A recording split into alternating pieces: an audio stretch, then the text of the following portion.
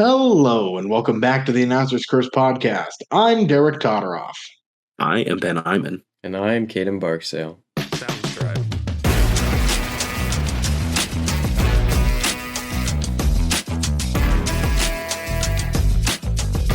Hey, gang. Atlanta. Daytona's come. Atlanta's gone. We kick off the season with two super speedways, regardless of how that may feel to the modern-day NASCAR community. We head into 4 races this weekend. IndyCar has their season opener at St. Petersburg, and their opener, for lack of a better term, is the NASCAR Truck Series. Of all divisions we could street course in St. Petersburg, Florida, we sent the trucks, which is a choice. Alongside that, the O'Reilly Auto Parts Series, not the Xfinity Series, the O'Reilly Auto Parts Series and the Cup Series venture to Circuit of the Americas for another sure to be exciting road course race. Actually mean that this time because there's a lot of things heading into COTA. But before we get to that, of course, we have to cover what happened at Atlanta. And in sharp contrast to where I watched every single race we covered in the last episode of this show, I only watched the Cup Series race at Atlanta, which is a real shame. We'll get to why in the second segment, but first is the Truck Series. That means I took on the Derek role because I got them all. This is, like Tyler Reddick this last weekend, this episode of the podcast is my flu game. I am very much under the weather and probably sound like it. So if you want to make fun of me in the comments of wherever you're seeing this, please do. And if I randomly kind of go quiet in the middle of sentences, it's probably because I'm trying to cough off the mic. So this truck race was great, Derek. The first stage we ran green the whole time. The second stage we ran pretty much green, and something just a little notch in this. There was some bad weather in the morning, Saturday morning in Atlanta, that pushed the start time back, and so NASCAR told the teams, we are running all 135 laps, or we're hitting 4 something in the afternoon, and we're calling it. I think it was like 4:20 was the time. They said, and they're like, if we get to 4:20, whatever lap we're on, we're throwing the white. There's no overtime. We're getting to a checkered flag or a caution, essentially. So the teams and the drivers weren't happy about it because like multiple of them commented post race, but multiple people also commented that they were glad NASCAR was clear about what the plan was. This comes down to TV, and the CW has specific blocks and that set up with their affiliates, because remember, each affiliate local CW station has control over what they air. So if this was if it was all on Fox could have just pushed the O'Reilly, the Busch series back as long as they wanted to, but because we had to get to another network, like the truck race, I think hit the checkered flag and the CW was already airing O'Reilly pre-race, so like they're right up against the gun. The finish, Derek can tell you about this, but if I would have known Kyle Busch was in the field in the moment when we picked, he would have been my slam dunk choice. Picked him last year to win this race, and he won it 3 times in a row. If Kyle Busch gets in a truck in Atlanta right now, it's pretty much automatic. If only he could turn some of that into Cup success. He did get a big help from Carson Hocevar, who we saw, who in the beginning was typical Carson Hocevar, and in the end showed maturity.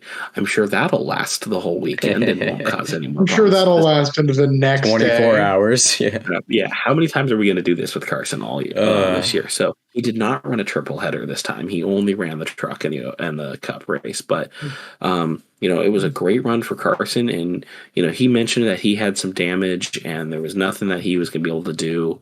He didn't think he was going to be able to win, so he's like, I'm pushing the other Spire truck there, and that's what we're calling it. So a good finish for him.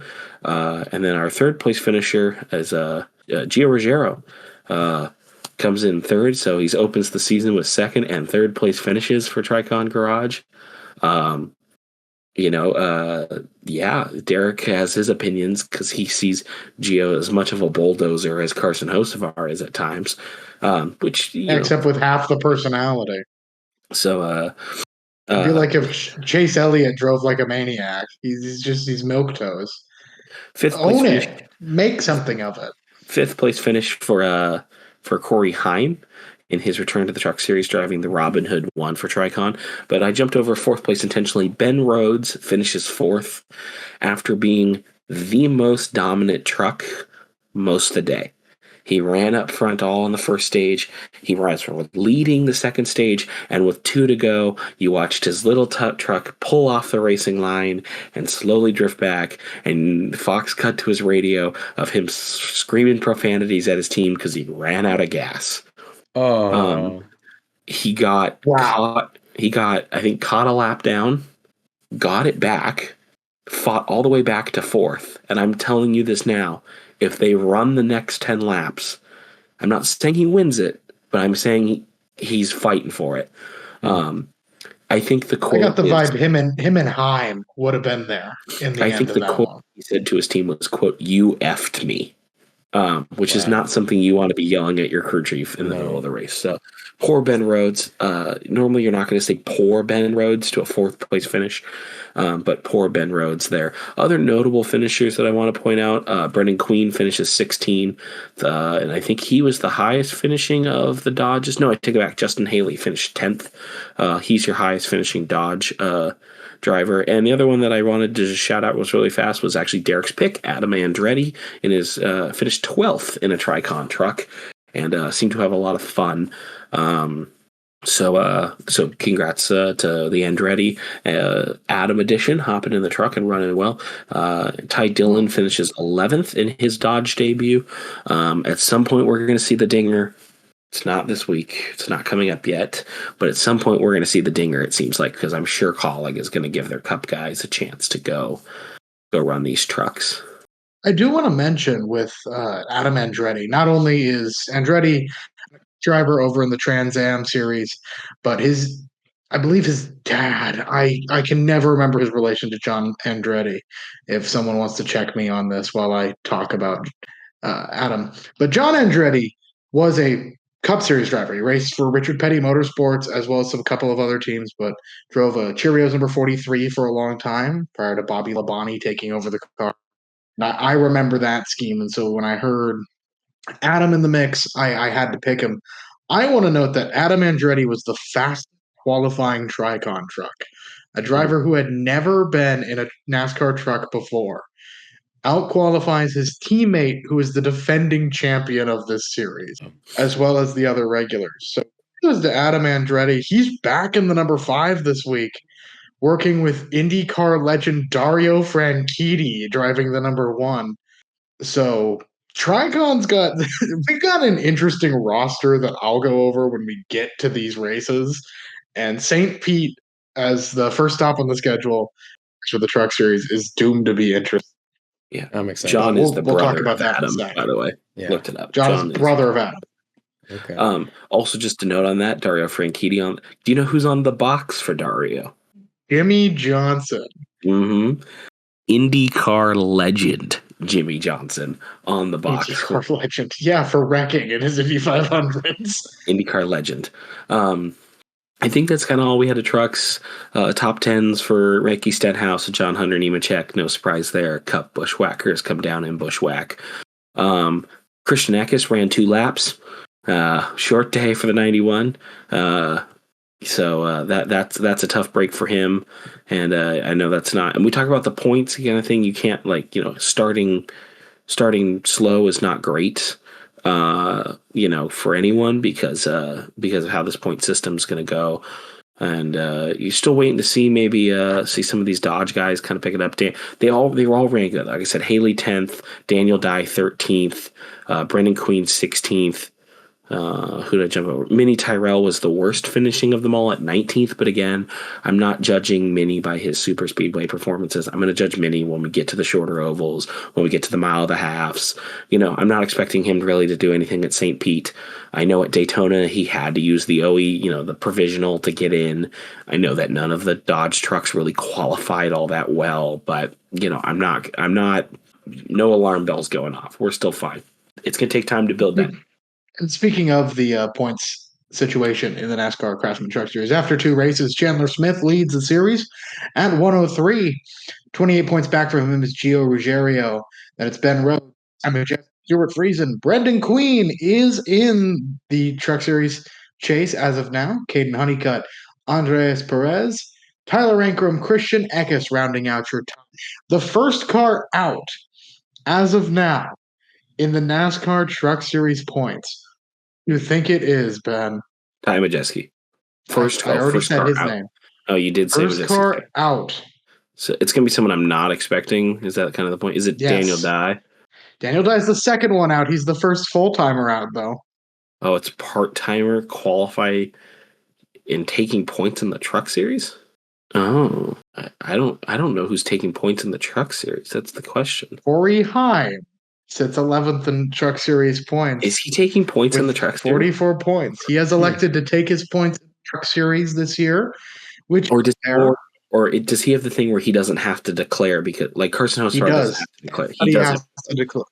Okay. Everybody has to declare what series they're running points for, and he has selected the Craftsman Truck Series. Interesting. That makes me think he's going to be running a lot more than just a few. I think it just means he'll run the most in that series, which makes sense. Yeah, it does make sense. I do want to have no idea what he would even drive in the Xfinity series. Yeah, there's not many options. I do want to give a good shout out to Andres Perez. Lost the Spire ride mid-season last year, got picked up by Nice. Is Nice Motorsports' only full-time truck this year. Has started off really solid, survived both the super speedways, finished 13th and 15th, and we're going to see him go to the road course this week. Tyler Reif, teammate, finished 17th. He's obviously an Arco West guy that we know and love and support. Still waiting to see Landon Lewis get a shot this year. I know he's signed up for a handful of those. Not exactly sure which one that's going to. We're pretty sure it'll be in the 45, but I don't know when he takes over that. So I think that wraps up trucks, Derek. This week. It does. Yeah, if we want to move on to the O'Reilly series, which I start with saying, where do we want to start? I think I want to start with 15. If that number means nothing to you, you might not have been following very closely to one certain driver in the O'Reilly series. And I'm going to flash back to his last couple races in the Craftsman. Sheldon Creed ran for GMS Racing. He left before it folded and went up to the O'Reilly Auto Parts series, where he raced the number 2 for RCR. It was there he grabbed his second place finish. Really had some great races driving that number 2. And in his first season, he watched as Daniel Hemrick won the NASCAR Xfinity Series at the time title, driving the number 18 with 1 win. Sheldon Creed has now raced for RCR, Joe Gibbs Racing, and this year Haas Factory Team. And going into, he has accumulated a series record 15 second-place finishes before his first win. At Atlanta, courtesy of Ross Chastain, he finally gets it. The monkey is off the back of Sheldon Creed. Sheldon Creed can call himself, at long last, a NASCAR O'Reilly Auto Parts Series winner. He drank. This has been a lot of Coors Light. This has been a long time coming. And congratulations to Sheldon. Big congrats. Yeah, Derek, our group chat, you guys saw the text from me of he did it in all caps, and then a gif of Sheldon Plankton screaming at the top of his lungs. I was a little worried because Derek started texting in all caps. And if you know Derek, that is not a thing he normally does. I was like, this is big. Very excited for him. I think that, congrats to Sheldon Creed. Right place, right time. And he said in his post-race interviews, I can finish second every single race for the rest of my career. I don't care. I got one. That is really how it feels.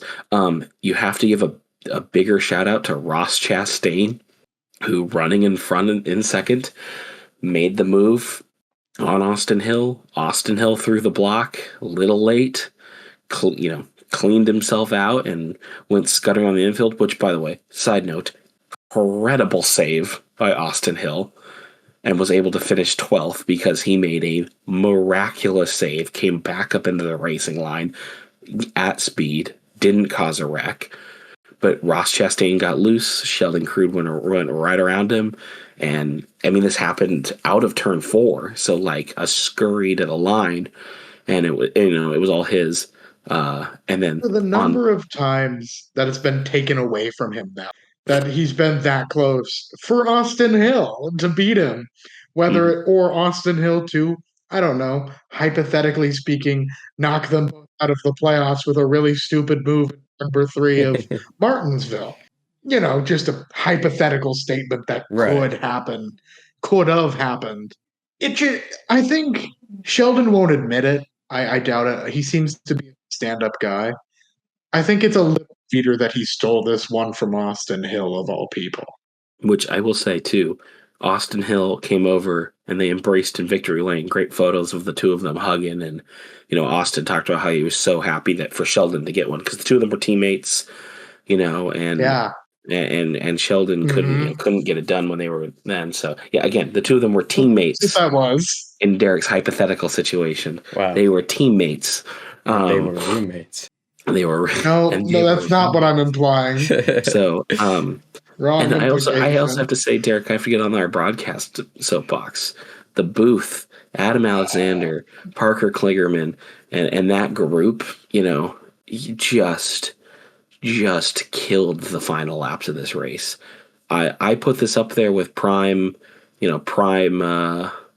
Fox. I 100% put this up there with them. I think they are perfect together. It is the kind of thing of what makes these booths so great is chemistry. Your announcers have to work well together. You can't manufacture that. It just kind of has to happen. I mean, you can manufacture that some. One of the most beautiful things about this booth is just it's built of a couple of underdogs. Adam Alexander has been covering the Xfinity Series, the book. I think he even called it back when it was for a long time now. He's been to NASCAR for a while. Parker Kligerman as this underdog figure throughout the entire NASCAR sport. He was the last Dodge development driver. He's been one of the biggest fans of Dodge returning to the series. I really hope he gets in that 25 truck at some time because he was the final Dodge development driver. And when Dodge folded, his career didn't take off the way it was supposed to. It was sold to him. But he still found his way into the hearts of so many fans as a great driver who outran his level of equipment. And he's paired with for anyone who doesn't know Jamie McMurray, I'm going to suggest another video for you. It is by Maple Boy on YouTube, and it's called The Top 7 Jamie McMurray Wins. It's a good one. And it will walk you through all 7 of Jamie McMurray's Cup Series wins. Including a Daytona 500. Including a Daytona 500. How 6 of these top 7 wins, like major events, he wins in dramatic fashion when he wins. He's such a fascinating driver, and he has that likability factor and that smile that just tells you this isn't a guy who's raced top-tier equipment his whole life. He raced primarily for Chip Ganassi, which, if you're an IndyCar fan, you know Chip Ganassi, legend. A NASCAR fan, you're like, oh yeah, Chip Ganassi. I guess he did also NASCAR for a bit, didn't he? Didn't he have that guy who crashed into the jet dryer? And he did. But this booth is so amazing.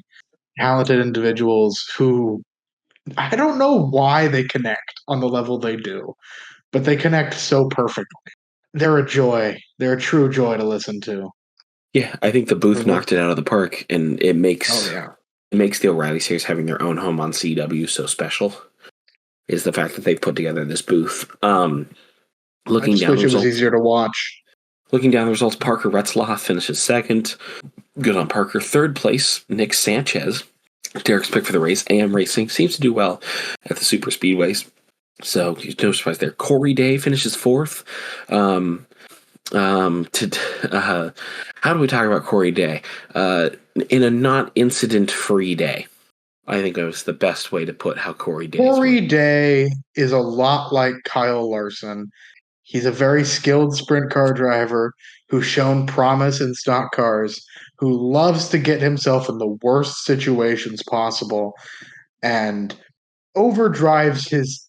He has a pretty skill level, and he will still overdrive it. We're going to talk about what Larson did this weekend.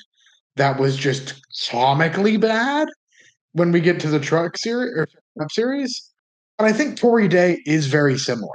I disagree with all the people who say he's not ready for the O'Reilly series. Yeah. I don't think there's a better development path for him. Trucks, I don't think are. I think he needs this bigger season. He's being heralded as this next big thing. I don't think that's deserved. I'd love to see some time with him and Justin Allgaier working together. I think Allgaier can really be a good mentor for him. I really think he shouldn't be on this Hendrick, not the Hendrick Cars car, but it shouldn't be a Hendrick entry. Exactly. Sure. He should be in a team, not alone with mentors of the world's most milquetoast man, Captain Homicide, William Byron, and whatever the fourth one's name is. I love that William Byron gets his name dropped. Thank you, William Byron. He does his own thing. You want me to call him the iRacer? Captain Milquetoast, the iRacer? No. Captain Homicide, and the fourth one? No, because we already used to Captain, so William Byron just works best. Yeah, I completely agree with you there that Corey Day really needs someone to take him under his wing. I think he's an incredibly exciting prospect. Let's take a look at the last time we saw a teenage, full season, here's the keys to the car type of kid hit the O'Reilly series, and they had success. And I think Corey Day is going to have success over the year, but they have yet to really find success in the Cup series. I'm talking about Ty Gibbs. Ty Gibbs came into the O'Reilly series, mopped the floor, and won a title. And, he did the same thing in ARCA the year prior, skipped trucks, I think, for the most part. I can't remember if he ran maybe a few one-offs, which again, there's something to say, hey, Hendrick could have easily put Corey Day in one of the Spire trucks to give him more Daytona laps or more Atlanta laps or whatever. Sure. But Kyle Busch will tell you that the trucks handle nothing like the cars, and they handle absolutely nothing like the Cup cars and versus the O'Reilly car. So but Ty Gibbs found immediate success in the O'Reilly Auto Parts series, and is now 3 years going into year 4 in his Cup series, has yet to find a win, made the playoffs 2 out of 3 years, but didn't advance out of the round of 16 one year, was out at Bristol. And I think Ty Gibbs is a talented race car driver because we've seen it. So I'm not going to just measure him by that Cup series success. And Ty Gibbs is still ridiculously young. He's still under 25, 26 at the oldest. I think he's probably younger than that. Even he's probably closer to 22, 23. I don't know off the top of my head. I could look it up, but I won't. But my point is that I think Corey Day is on a hypothetical similar path right now. As he puts this under his belt in the O'Reilly series, and if you're Alex Bowman, the seat's on fire a little bit. I think right now the seat is on fire. You're in a contract year. And now here's what I'll say. I'll say this for Alex Bowman. I will also say Corey Day is also not the number one Chevy Cup prospect right now for Hendrick. If we're going to get into the hypothetical conversation of Alex Bowman not returning to Hendrick, IMO, Hendrick could easily steal Connor Zilic away from Trackhouse. They could steal Ross Chastain away. They could steal, another Chevy. I'm trying to think of another, Cup Chevy driver. I know who I'd go after. Carson Hocevar. They could steal, or you could drop down and go, for, or they could even steal from another manufacturer. You know what I mean? I'd go grab Jesse Love if I was. Jesse Love is sitting there. I completely agree. Love would be a great addition. Or if you look at who in the Ford pipeline is just sitting there not being able to advance up forward. No one. Ford doesn't. There's no one in the Ford pipeline. Well, yeah, but I'm just saying, who in the Toyota pipeline is sitting there not able to find a seat? Corey Heim. Well, we know the answer to that one. I'm sorry if 2311 doesn't choose to pull the plug on Riley Herbst and essentially play the switcheroo with him and Corey Heim and give Herbst the 8 to 10 race schedule and give Corey Heim the full seat car. If you're Corey Heim and you've been a Toyota guy if Hendrick Motorsports comes knocking and says, we're moving on from Bowman in the 48, would you like it? Okay. Take it. You're not saying no. And we can look at, there was a driver in a similar situation whose ride was going away and a different manufacturer came knocking, and it was a no-brainer. I'm talking about Chase Briscoe, who was a Ford guy at Stewart-Haas Racing. And who called him when it happened? He thought he was going to end up with the Wood brothers. He was supposed to go meet the Wood brothers, and he was going to run this fourth Penske car, and stay in the Ford. And Joe Gibbs called him, and now he is a Toyota title contender. The 48-seat option is endless if it opens up.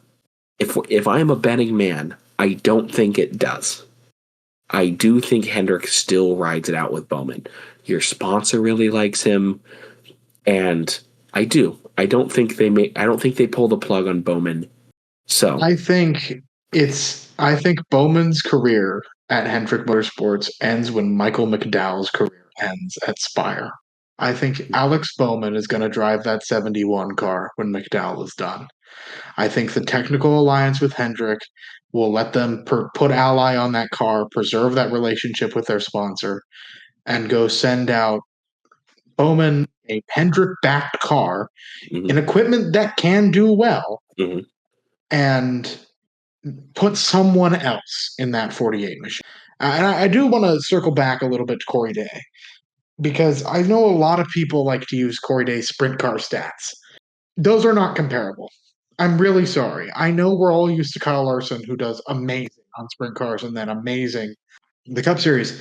I saw someone say that Corey Day has more wins than Christopher Bell in sprint cars at the age of only 19. Okay. Christopher Bell is a decorated Cup Series driver at this point. He's proven himself to be a consistent contender when he's not being turned into the outside wall in NASCAR overtime. I will throw at you that there is a 20-time World of Outlaws Series champion who tried to make Cup Series starts. Undisputed greatest sprint car driver of all time. Steve Kieser. Or Kinzer. I can never figure out how it's pronounced, because I swear to God someone called it Kieser my entire childhood. But that iconic Quaker State 11, he tried to drive in the NASCAR Cup Series, qualify for Daytona 500s, and he was a non-factor. These are not entirely comparable skill sets. I would argue that some of these Trans Am guys or these supercar guys have a easier time transferring over with the way the next gen car was built. Don't measure these things as equivalencies. These are completely different disciplines of racing. You cannot treat them as the same. There's a reason why Alex Bowman can run pretty consistently in a cup car and then, struggle in a sprint car when he runs his own races with ABR. They're not the same thing. And I think Kyle Larson has made people think they are. And that's not the right move. Yeah, Kyle Larson's in a league of his own when it comes into step in race car go fast. There's very few guys, Kevin Harvick will tell you about, he tried to get in a dirt late model and it was utterly unbearable for him. And he just struggled with it. He goes, because there's skills, of course, that overlap and you learn things, but they are also completely different ball games. But Christopher Bell being turned into the outside wall in NASCAR overtime, Derek, is a great segue to talk about the Cup Series at Echo Park, because I realize we haven't called it that this whole time, in Atlanta, Georgia. Tyler Reddick. In our defense, the Fox broadcast always puts the track name in the top right. It still said Atlanta for the entire weekend. Fair enough. Tyler Reddick goes back-to-back, this time without a fender. And if you watch the onboard of his final 2 laps, it looks like a video game. The way he moved his way forward, the massive run he had, he timed it right, and everything fell his way. Chase Briscoe comes in second, pushing Tyler Reddick kind of, what he did. And Ross Chastain finishes third. Carson Hocevar finishes fourth after some regrettable potential decisions. Derek, thoughts? So I'm going to read a Denny Hamlin tweet to you. I was going to bring this up. So Denny Hamlin had some thoughts, and he talked about them on Actions Detrimental. And I will say, on Actions Detrimental, Denny is pretty gracious to Carson, because he does let Carson, have one thing, which is that Carson does not pretend to be a clean driver. He doesn't apologize and say he's never going to do it again. He's unapologetically himself. Someone says, Emmett Long on Twitter says, same old story. Old dog doesn't like puppy. Puppy isn't bogged down with baggage. The sport changed last evening, whether you like it or not. NASCAR was sued. Part of the suit was a return to old school racing. Now you're not happy? And Denny Hamlin, in what I saw some people refer to as classic 2010s Denny, said, puppies are great, but if they shit in your bed, you just gonna lay in it? Or teach the puppy where to properly take a dump. Yeah, I think Denny sums it up there. Look, Carson Hocevar, they've started calling him the Hurricane on these broadcasts. They have. That's good. They know what he does, and he, like you said, he's unapologetically. He is the guy that we're racing for the win, aren't we? Yeah. If you cause the wreck, you're probably not going to be in it. That's true. Shake and bake, baby. Shake and bake. That's what I'm just saying. But it cost Christopher Bell a top 5 finish because he tried to do something that probably wasn't there by the time he was doing it. Yeah, he thought he saw it. There's no probably. The only probably in this is it probably was there when he saw it. It definitely wasn't there when he tried to take it. And Hocevar he's embracing this, and I compliments to him for that. Yeah. I love a driver with personality, and this is why I can get behind him more than I can get behind Gio Ruggiero, who I've been complaining about for these 2 episodes now. At the same time, as much as I like Hocevar, as much as I think Hocevar is great for the sport, there comes a point. And I saw someone bring this up, which is that not many of these drivers have been getting retaliation against anyone who wrongs them. But there is one driver in the NASCAR Cup Series who consistently will go after anybody who wrongs him. And it is one thing I will give a driver I am openly not particularly fond of. Chase Elliott will get revenge. He will go and get you. If you mess with Chase Elliott, he will have his time and his retribution. Yeah, I think over time, Carson will figure it out. He'll figure out where the line is, or he won't. And at some point, people will talk. And someone called out Ryan Blaney. He was on Door Bumper Clear, and he said something like, Carson texted him after they got into it, and he was like, okay, it's cool. Thanks for reaching out, kind of thing. And someone was kind of like citing that moment as the problem, which is that the drivers, in the classic NASCAR days, they self-policed this. You may bump and run me to win a race, and you may not see me for 10, 11, 12, 15 more races. But when we get to 16 races down the line, you're leading and I'm second, here's the fence. Because remember, you bumped and run me half the season ago. Like, that is the kind of grudges that drivers used to help. Now, I'm actually less on this. I am more to the Ryan Blaney approach of, honestly, we don't need drivers just... It's like, if you ever played the old NASCAR Heat video games, and you got a rival, and it didn't matter what would happen. If you made a rival in the game, they would just try to wreck you when you would drive past them. They would come off the racing line to just door slam you. It didn't matter. It didn't matter if it was lap 1, because they were just your rival. It's like, I don't need that. Yeah. But, Carson, and NASCAR's leaning into Carson. You know what I mean? They're posting pro Hocevar, social media stuff and really leaning into, Kevin Harvick talking about him mogging the field. Yeah, I think he's captured the youth in a unique way that NASCAR really needs. And to continue on his individuality, all his social media content, that's him. He doesn't have a social media manager, and he might not be individually creating all of it. I know that he has friends and stuff that can do that stuff too, but he chooses whether he hits post at the end of the day on stuff. Mm-hmm. And if you all saw his Instagram story the other day, it's clear that he's just kind of like going to keep doing business, just going to work the next day. But ultimately, he finishes in a Spire 4/5. Daniel Suarez rounds out the top 5, which Daniel Suarez always seems to run Atlanta well. Doesn't surprise me at all. Shane Van Gisbergen finishes 6th. Yeah, Shane Van Gisbergen finishing 6th is a little surprising for those of you who watched the end of Stage 2. Where SVG's running 4th, he's having a great day. SVG ran amazing, Atlanta, unless you ask Joey Logano, in which case SVG and the purple car were harassing him a little bit. Kyle Larson, so-called greatest driver in the world, is an immensely talented driver, driving one of my favorite paint schemes of this whole year. And He came just down the track. turns down the track and spins himself out and totals this car off the front bumper of SVG. Yeah. One of the best cars in the entire field just takes himself out like that. And the chatter on the radio was one of the best parts, where he asks his spotter, I thought we weren't 3 wide. And the spotter goes, yeah, we weren't, but I was telling you to stay on the top. Don't come down. That wasn't a clear. It was basically absurd to watch. It sounded like that the spotter told him that the middle was open.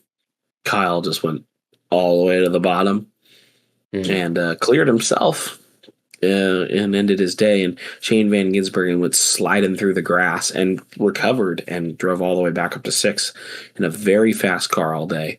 We've talked about this with Kyle Larson, I believe, in the past, which is just, he does this sometimes. Sometimes he just makes a move and it ends up costing himself. I think about the time in the playoffs when he ran into the water barrels trying to get on pit lane. That's the legendary one, just straight into the water barrels at Homestead Miami Speedway in the playoffs. And it was just one of those greatest driver in the world, baby. No, I guess it's one of those moments, So that was a bad moment for Kyle. I have to give also a big shout out to Zane Smith, top 10 finish. Looking at Zane Smith at one point, real top prospect in NASCAR, is still incredibly young, and after kind of fell out with Spire Motorsports, and I mean, it's not his fault. Who knew SVG was one day going to go, I want to run NASCAR. But kind of figuring his way back through the pipeline. And if Austin Cindric, I have to give a shout out to Austin Cindric, because Austin Cindric deserved to be up front in this race, and his finish is not going to reflect where he ended up finishing. No. Our picks are the Tyler Reddick, like I said, gets the win. Derek with his third RFK car pick, and Chris Buescher finishes 15th. Caden finishes second with his 22nd pick of Cole Custer. And I finished in third again. Is this again, or did Caden finish worse than me last time? No, Caden finished dead last time. So I finished second worst this time with William Byron, of all people, who finishes 28. William Byron was a factor and then decided, he's the reason that Austin Cindric's day got so bad. I don't know what William Byron was thinking. I know a lot of people will say, oh, well, he broke, so he came down the track because of that. It's a magical thing called turning the wheel to the right. And I think all of your competitors would rather you bring out a yellow because you've slammed yourself into the wall than you take out 10 cars because you want to come down the track. And I'm sure all of Penske wants to have some words with the driver of the number 24. That being said, even with Cole Custer on our pick board, despite finishing the best of them, Chris Buescher didn't have a say in this. There was no point I was like, oh, God, we got to watch out for Buescher. Or, wow, maybe Chris Buescher's going to have a run. I had that to say about Ryan Preece, but not Chris Buescher, who just wasn't a factor. He ran 15th to 25th all day. I mean, hey, he did well for me. But really, Chris, this is kind of a big year for you. RFK looked really good at the top of the season and has a lot of potential momentum. Tyler Reddick went winless last year, and he's picked up the first 2 wins of 2026. So, this is the year to show up. Especially because RFK is going to go down a charter this year. After this year, they're going to have to cut somebody. Now, in all likelihood, is it potentially Brad? It could be Brad. I don't think it'll be Brad, though. He's pretty committed to running a few more years. And so you're looking at either Preece or Buescher to lose a chartered ride. And right now, I probably would keep on Ryan Preece.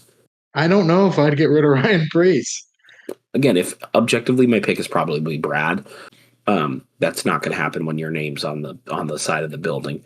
So we have some races. You race until you want to be done. Well, first, your NASCAR Cup Series point standings after 2 races. Thank you. Tyler Reddick has a 40-point lead after winning 2 races at 125 points. Bubba Wallace in second. Chase Elliott, Carson Hocevar, Zane Smith round out your top 5. Then it's Logano, Suarez, Blaney, Keselowski, Buescher, top 10. Chastain, Gregson's here somehow. Byron, Preece, Briscoe, and SVG, your 6 drivers in right now. Something If the chase started today, Ty Dillon and AJ Allmendinger are the first two out. something I will say for context. Last year at this exact point, Ricky Stenhouse was 6th overall in NASCAR points, and we saw how he ended up finishing in the 20s.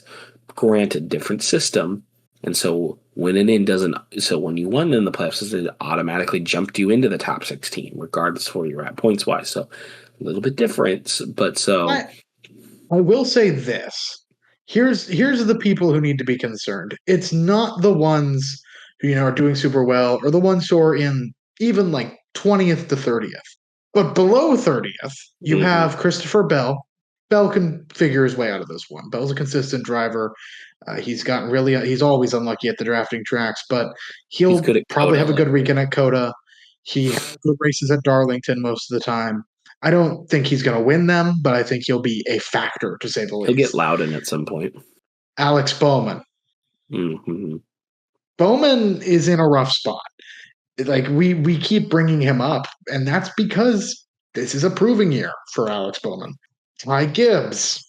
The similar names. Austin Dillon, the Todd father. Unfortunately, Todd Gilliland, one of the worst full-time drivers.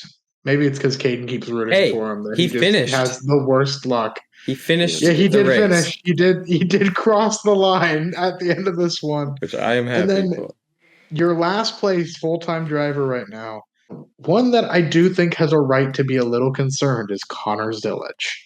It has not been the opener that he's wanted it to be, but I still think he's going to get a chance to pick up some. I still think he gets a win this year. Again, winning in, not a thing, so not points-wise, but not a good start. So now I think we can take a look at some picks just to run you guys over our Cup picks so far for this week, as Cup and O'Reilly head to Circuit of the Americas it's outside of Austin, I believe, in Austin, Texas. And the trucks go to St. Pete as a part of the IndyCar weekend. We potentially were humming and hawing about picking the IndyCar weekend. I don't think we're going to pick the IndyCar weekend. But we can, if we choose to do that later, we'll post about us choosing to do that later. Might just be Ben and I who picked the IndyCar weekend to not be overly cruel to. Look, I'm going to be open about my lack of IndyCar knowledge. Obviously, Derek and I revel in the Indy 500 and spent a lot of time watching it from the broadcast booth this last season. But I'm kind of a noob when it comes to IndyCar, and I'm really looking forward to learning more about IndyCar and getting more into it. And it'll probably be Alex Palou. They're lesson one. And this is hopefully a journey our viewers can go on with us as we all kind of start to learn IndyCar better. But we'll start with trucks at St. Pete. Derek has actually already entered his pick, and I do want to note he entered this pick November before this was ever announced. Before that, I entered this pick when this race was announced. This race was announced, and the next day, James Hinchcliffe said, I want to run this race. And I put him down then. Before I even knew that he was going to get a ride. He has since gotten a ride. Bob Pockris suggesting that he's going to be in the number 77. I put Hinchcliffe down. I don't care if Hinch wins this race. I want him to. I really do. I'm the guy famous for my weirder picks. I picked Adam Andretti last week. Mm-hmm. How can I not pick Hinchtown? How can I not go with James Hinchcliffe making his NASCAR debut at a track? Admittedly, he knows better than anybody else on this circuit because he's raced it more recently than one of the only other drivers to try it in Dario Franchitti. Yeah, I'm going to stay away from Dario. I'm not going to take Dario, but I am going to take a guy who traditionally drives left and right. Okay, so I'm going to do that. Derek, I'm going to join you in the groovy bin. Okay, a little bit here. Grippy socks equals grippy walls. You know what I mean? I'm going to take Colin Braun to get Ram's first ever victory. Wow. At St. Pete.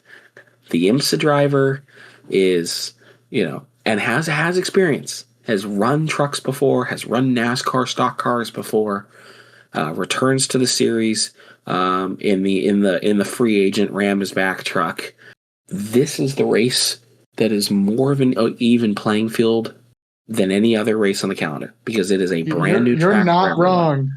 And if to hang your hat early. It's a long shot. I don't think it's going to happen, but I have to put it on record that if it does, I was here for it. For the record, just before Cade makes his pick, and this might help him make his pick, to my knowledge, Dario Franchitti is the only driver in this race who has both a start in some series at St. Pete and a start in the Craftsman Truck Series. Okay. But he's also Interesting. old. He is old, and I don't like that, so he's out. I have a pick here. I think Ben Rhodes is going to win St. Petersburg for the Craftsman Truck Series. I think he does well at road courses. Fair Does enough. he? I I've have heard, no idea. according to Google, he does. So Give Cade me taking Ben Ben Rhodes. Rhodes. I'll take Colin Braun. Derek with his longtime pick of James Hinchcliffe. We will see trucks at St. Pete. It's going to be a good one. I think Derek is looking up Ben Rhodes' road course history. Probably. Well, we'll move on to the O'Reilly series because we do still need to pick that, which again is at Circuit of the Americas. So another road course. I will start first if you guys don't mind. Go for it. I will take Shane Van Gisbergen to win at Circuit of the Americas as he drives another junior motorsports car, as it was announced today. That's the easy one for me. Fair pick. I think for this one, I want to pick, honestly, Anthony Alfredo. Bass Pasta. I like his name. And he's from Ridgefield, and I lived in a town named Ridgefield for a while. So, Alfredo. I thought you were going to say it because he's a video gamer. I didn't even know that, but that helps. I like him even more. He's a big-time iRacer. Sorry, I'm still mentally recovering from. I don't know. I never considered Ben Rhodes a good road course driver. I guess he was early in his career based off the stats. Hasn't really done anything notable at road courses since 2022. But that's just me being weird and trying to check that. You're good? Other thing I'm trying to find right now is the entry list for this race. That's okay. I can send One day we can have a fourth member be our editor, admin, whatever, producer, who can just look this stuff up for us while we're still there. One day. If you want to apply to be our producer, you can send an email to announcerscursedpodcast@gmail.com. We will not pay you. No, but you get to hang out with us virtually and potentially in person if we ever do stuff in person. Alternatively, you can apply for the third host spot currently occupied by Kate. That also an option. That is also an option. I have my pick, by the way. I am going to take one of my rare bushwhackers, win this one. Junior Motorsports number 9 already on this list. Give me the driver of the Junior Motorsports number 1 this weekend. Give me Connor Zilich at Circuit of the Americas. Oh, we're doing this again. Yeah, we're doing this again. It's Zilich versus SVG. Oh boy! Yeah, because the last time they did this, it went so well. Hypothetically, if they were in the same team car, and I don't know, SVG was in the number 9, and they were at a different road course. I don't know, maybe Watkins Glen. Maybe one ended up destroyed in the wall. Hypothetically. Hypothetically. Our second hypothetical pertaining to the O'Reilly Auto Parts series. So many hypotheticals tonight. And then, Derek, you want to walk us through you want to walk us through our picks for the Cup Series at COTA? Sure.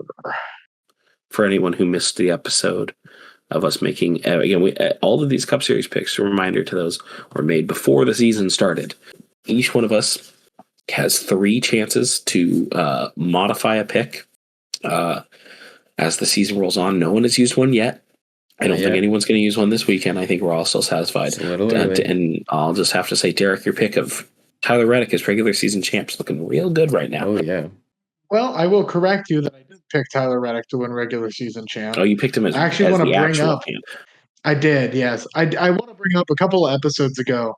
Ben mentions how none of us paid any attention to Ryan Blaney, and I'd like to push back against that because I have him winning 3 races in a row and winning the regular season title. There's actually only 2 picks in reality for this weekend. Caden went with SVG, a very solid pick when we're racing at Circuit of the Americas or any road course. Ben and I looked at a non-road course driver, someone who had success here last year had a victory snatched by the jaws of defeat. I wanted to say defeat snatched from the jaws of victory. That's the actual saying. Kyle Busch is Ben and I's pick. It's a weird one, we'll both admit, but it feels right. And I talked in that early season episode about how I really do think this is Kyle Busch's swan song season series. I firmly believe that Kyle Busch can run competitively in the truck series for the next 10 years until his son gets up to meet him. I think that'll be very hard for him. He's one of the greatest truck series drivers ever to walk on this earth. And if you combine his wins across the 3 national series, he is the winningest NASCAR driver ever. Not often recognized fact that while he is not the most decorated driver in the Cup Series, he has so many Truck Series and Xfinity Series wins over his career. He had so many wins in the Truck Series that he just started his own Truck Series team and then got rid of his own Truck Series team. Well, he races for the people who bought it still. So I will just mention the NTT IndyCar Series enters its 31st season under the IndyCar sanction. 2026 edition. We are ready for what's going to be an interesting one. Let's put it that way. Alex Palou continues to dominate as the years go on. But I want to just give you a quick little name list of the people you can expect over the course. In the world of AJ Foyt, Enterprises, Santino Ferrucci, and Kyle Collette begin their drive for this storied race team. Ferrucci has been with AJ Foyt for a while now. He's looking to show off, do anything, be impressive. I doubt he will. Andretti Global, with the Honda manufacturer, adds Will Power to their roster this year, multi-time IndyCar champion. Power is a very skilled driver who was with Penske for a majority of his career. Finally gets the chance to step out of that shadow alongside Kyle Kirkwood, Marcus Ericsson. Arrow McLaren has had one driver prominently featured in the promotional material for this IndyCar season, which, by the way, Fox does a great job advertising the NTT IndyCar Series. Pato O'Ward, driver the number 5, the man from Mexico. Daniel Suarez is the man from Monterey. Pato O'Ward is a fun driver to watch. I'm excited. I'm hoping he can actually have a good season for once instead of being the Sheldon Creed of the IndyCar. Nolan Siegel and Christian Lundgaard join him for the full-time season with Ryan Hunter-Reay joining Arrow McLaren for a fun little one-off at the Indy 500. In Chip Ganassi Racing, it's Kiffin Simpson, Scott Dixon, and Alex Palou. Alex Palou, the perennial favorite at this point, driver who has Formula One ambitions, but has kind of just been stuck running the IndyCar series for a while and dominating while he does. He's racing alongside one of the sport's most decorated drivers in Scott Dixon. Dale Coyne Racing has 2 cars this year. One is Dennis Hauger, their rookie from Norway, and the other is Romain Grosjean. Grosjean has been in and out of this series for a long time now. Curious to see what he can do in some less than stellar equipment. At Carpenter Racing, another Chevrolet team, Alexander Rossi, kind of the captain of that ship, I'd say. He's alongside his friend Christian Rasmussen, who picked up a win last year at Iowa. Rinus VeeKay and Stingray Robb, featuring the Dutchman and the greatest name in motorsports, running together at Nikos Hollinger Racing. Curious to see what they can do. That's a real name, by the way, Caden. Yeah, Stingray Robb. Stingray Robb is his real name. That is awesome. Yeah, I like Will Power, too. Will Power, yeah. Meyer Shank Racing has Felix Rosenquist and Marcus Armstrong full-time. Then, of course, they'll be fielding Helio Castroneves to run the Indy 500 as Helio continues his pursuit to become the first driver ever to win 5 Indianapolis 500s. Ray Hall Letterman Lanigan Racing is having they've had a rough go these past few years. Graham Rahal, the kind of flagship driver for them these past few years. Very excited to the Washington, D.C. race later on in the season around the nation's capital, the Freedom 250. He drives the number 15 along with Louis Foster from Great Britain and Mick Schumacher. That might be a name for you longtime race fans. You might be thinking, Schumacher, any relation to Mike Schumacher? The legendary Schumacher family testing IndyCar. He's a Rookie of the Year driving the number 47 for Ray Hall, Letterman, Lanigan. Joseph and Scott McLaughlin drive the number 2 and the number 3 for Penske Racing, and David Malukas gets a shot in some top tier equipment in the number 12 for Penske Racing. With all that being said, I've watched St. Pete these past 3 years, and I've got to say, it's usually a very great race till the final 5 laps, at which point Alex Palou pulls away and wins the race. Kirkwood did it once. I'll give him that. I don't think it's Alex Palou. I hate picking the favorite. So I'm going to go with the driver, the number 12, his first start for Team Penske. Just stating my pick. You two don't need to announce it on social media if you want to, but I'm in favor of David Malukas winning at St. Petersburg in front of this combined NASCAR and IndyCar crowd. It's gonna be a good weekend in St. Pete. It honestly gonna be one of those bucket list events. Maybe we'll take this podcast on the road, and maybe we'll go to a race weekend, and we can do some. I don't know. Comment what track you think everyone thinks we should head to. Short track, dirt oval, mile and a half, super speedway, road course. We'll go do anything. There's one episode I'm really hoping to get a lovely boots on the ground race coverage for, and we're working on it. We're working on it to try and get out to the 50th ever World Figure Eight Championship 3-hour race at the Indianapolis Speedrome. That is a project. I know I will be there. Come hell or high water, I'm going to that race. Hopefully these two can come with me. If they can't, that's how the cookie crumbles. If they can, we're going to have a great time in Indianapolis, and I'm going to party. I'm going to have a lot of fun because it's like one of the 3 character traits I'm known for in the Northwest racing scene. Welcome back to the Barksdale Bullpen, I think is what we're calling it. I'll be brief because we are pretty much at time, but Mariners are in spring training still, and, a couple things to note. Julio looks good. That's good to see because he often struggles early on in the season, so hopefully that won't happen this year. It's happened every year so far, but hopefully he can produce at his regular level before the All-Star break. Michael Arroyo, big shout out to him. He had a great game. It was either Friday or Saturday, I believe. Had 2 really well-hit balls. One was a home run. One was a double. Both over 100 off the bat. He looks really good. He is also playing for Team Columbia in the World Baseball Classic this year. So make sure you keep an eye out for that. I think, honestly, they have a pretty good chance of winning their division because Puerto Rico, who's in the same division, has a bunch of players that are not going to be playing for them. Altuve, I believe Correa, a couple others. Also keep an eye out on Canada in the World Baseball Classic. Josh Naylor and his brother Bo Naylor, both going to be big contributors to that team. Rob Refsnyder was a late offseason acquisition for the Mariners. I'm very curious to see how he looks this spring training because shout out the Marine Layer podcast. They made a great comparison from Refsnyder to AJ Pollock. I believe in 2022 they signed that deal. A 1-year contract, both very similar players, lefty platoons, similar age, similar stats up until this point. And Pollock showed up to spring training looking washed. Multiple different beat writers commented on that fact it's either 22 or 23. So Refsnyder, very similar type of player. Hopefully he is not looking as rough as Pollock was. I have faith, be athletic and feel good on a new team. Cade Anderson looks really good.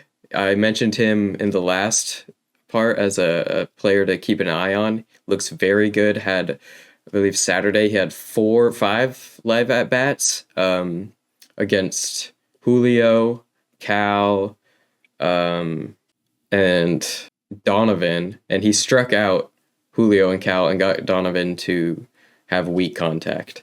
Very good results with that. He looks great. Excited to see a lefty arm too, potentially in the rotation. That would be exciting. I think he'll be up at some point this year for sure as just getting innings in.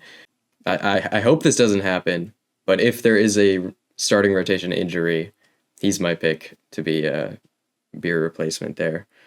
Hancock looks good. He had a little bit of a little bit of trouble, gave up a couple runs, but overall his stuff looks really good. His velo is there.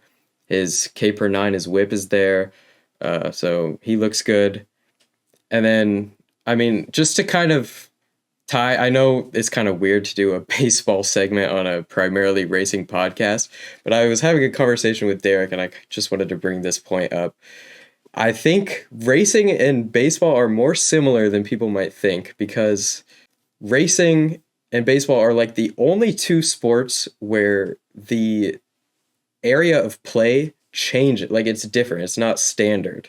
In baseball, each ballpark is different. Racing, every track is different. Obviously, there's a few differences. Like, the track is a much more substantial factor in racing than the ballpark is in baseball. But I don't know. That's just a cool quirk that I thought of. And I know there's some people that don't listen to this podcast, don't really know much about racing, but might know something about baseball. Shout out my dad. But yeah, I don't know. That was a cool thing I had. But yeah, that's all I got for the Barksdale bullpen. I mean, I'm happy to do this segment, give appreciation of the fans who listen to this Yeah. and don't necessarily follow racing. The other things I wanted to bring up before we end the show, we asked you on Instagram what were some subjects we should cover for this episode. And we got 2 replies, one of which I shouldn't repeat here in the recording, and one of which was asking, how do they repair the ice in a hockey game over the course of the game? That's what the pony does. It comes out and sprays a small layer of water that resurfaces and smooths out the ice during a hockey game. And speaking of hockey, when this episode goes up, it will be that Saturday. You can join. I believe Caden, Ben, and I will all be there. I'm looking at Ben there to see if he reacts. Caden and I will definitely be there. But you can join the ACP at the finale for the Seattle Totems regular season finale. It's the Rogue Valley Royals. Come support a local hockey team at the Olympic View Arena. Yeah. And Mountain Lake Terrace tickets are $10 at the door. Come on down and see a good show. Hopefully, you'll the Instagram question thing will be a regular thing. So go follow us there. It's on the screen somewhere if you have a question for a future episode. Follow us on all social medias. That's always the thing we want you to do. Yeah. Watch the podcast, share it with your friends. Helps us out. Let us know what you think as well. The 2 of them are very receptive to feedback. They will bully me into being receptive to feedback, which is, I'm not framing as a bad thing. It's definitely a good thing. So without further ado, remember you can follow Ben and I individually at Ben_Iman on Twitter or at Derek Todoroff on Twitter. Until next time, this has been the Announcer's Curse Podcast. I'm Derek Todoroff. I'm Ben Iman. And Caden Barksdale. And there's a hidden 24th flavor in Dr. Pepper if you look at it close enough.